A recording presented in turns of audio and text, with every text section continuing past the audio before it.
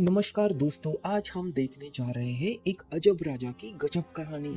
विशाल नाम का एक राजा था। वो हमेशा सोच में पड़ता था, राज्य के बारे में सोचता था, राजपाट के बारे में सोचता था। इस वजह से उसे नींद भी नहीं आती थी और भूख भी अच्छे से नहीं लगती थी। 24 घंटे वो सिर्फ और सिर्फ राज्य के ही बारे में सोचता था।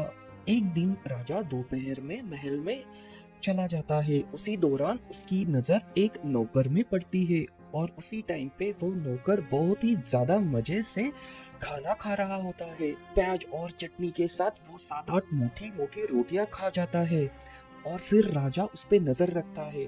फिर रात को वो नौकर गहरी नींद में भी सोता है और सुबह भी वो समय पे जाग के उतने ही जोश से और आनंद से काम करने लगता है।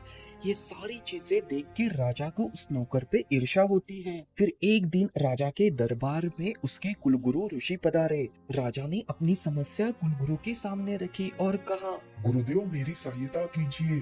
मुझे समय पे नींद नहीं आती है। मुझे भूख भी कम लगती है।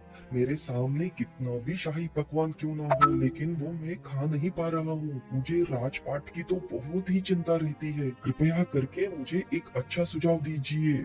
ये सारी बात सुन के गुरु बोले, तुम राजपाट का त्याग करो, तुम्हारी नींद और भूख दोनों वापस लौट आएंगे। तुम्हारा सिंहासन अपने बेटे को सौंप दो।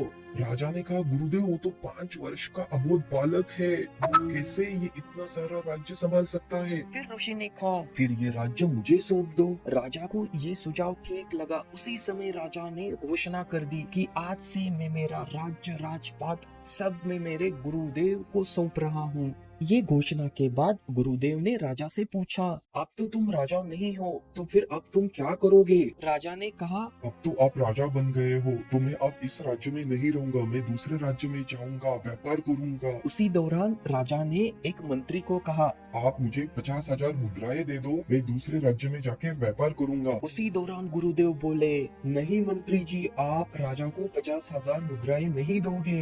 राजा की तरफ देखते हुए कहा, अब तुम राजा कहाँ हो? ये सारा राज्य तो मेरा है और मेरे राज्य से तुम कुछ धन नहीं लेके जा सकते। उसी दौरान राजा को अपनी भूल का एहसास हुआ। फिर राजा ने गुरुदेव को बोला, आपकी बात बिल्कुल सही है। अब मैं दूसरे राज्य में जाके कोई नौकरी करूंगा। उसी दौरान गुरु ने कहा, अरे नौकरी ही करनी है तो दूसरे राज्य में क्यों जा रहे हो?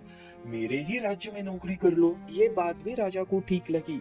राजा ने कहा, ठीक है मालिक, लेकिन मेरा काम क्या होगा। गुरुदेव ने कहा, देखो मैं तो ठहरा एक साधु, आश्रम में ही रहता हूँ और वही रहूंगा। मुझे तो ये राजपाट ऐसे ही मिला है। इसी चलाने के लिए मुझे अब एक नौकर की जरूरत है और मैं चाहता हूँ कि तुम पहले की तरह इस महल में रहो, गद्दी पर बैठो, शासन चलाओ। यही तुम्हारी नौकरी है। राजा ने पूरे मन से ये बात स्वीकार कर ली। फिर गुरु तो आश्रम चले गए। उसके बाद राजा पहले की तरह राज चलाने लगा। अब राजा को पहले की तरह चिंताएं सताने नहीं लगी। उसे गहरी नींद भी आती थी और समय पे वो खाना भी खाता था। कुछ महीने बाद फिर वही गुरु उस राज्य में पधारे। गुरु को देख के ही राजा ने गुरु को सिंहासन पे बिठाया और स्वयं नौकर के भांति खड़ा रहा। फिर गुरु ने पूछा, अब तुम्हारी भूख और नींद का क्या हाल है? राजा ने उत्तर दिया, या मालिक, अब भूख लगती है और खूब सोता हूँ। फिर गुरु ने मुस्कुराते हुए समझाया, देखो सब कुछ पहले जैसा ही है, अंतर बस यही है, पहले तुम काम की चिंता बहुत ज्यादा करते थे, लेकिन अब काम को तुम कर्तव्य समझ के कर रहे हो। इसीलिए तुम्हें अब अच्छी नींद भी आती है और समय पे अच्छा खाना भी खा सकते हो। इसीलिए तुम्हें अभी जीवन में अच्छा महसूस हो रहा है। साथ में गुरु ने ये भी कहा, जो भी आप कार्य करते हो उसे कर्तव्य समझ के ही करो। तो दोस्तों, इस कहानी से हमें यही सीख मिलती है, जो भी आप कार्य करोगे उसे कर्तव्य समझकर ही करना।